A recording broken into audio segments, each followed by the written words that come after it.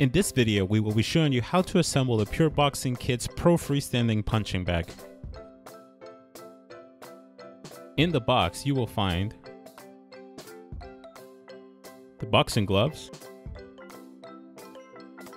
the speed bag, the upper and middle pole, the hand pump, the lower pole, the bottom base, base caps, and the rings and screws. Slide a base cap to the bottom of the lower pole nearest to the springs and insert to the top of the base. Place a base cap on the bottom of the base and make sure the lower pole connects. Tie in all the pieces with the flat washer, spring washer, and a screw. Tighten the screw with the tool provided. To connect the middle pole, use the snap and click button on the bottom pole. Push down and slide the middle pole so it finds the correct opening. Fill the base with water.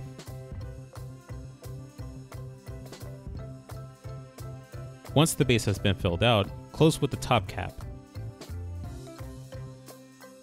At the bottom of the hand pump, you can find the needle. Simply screw it into the top to inflate your speed bag.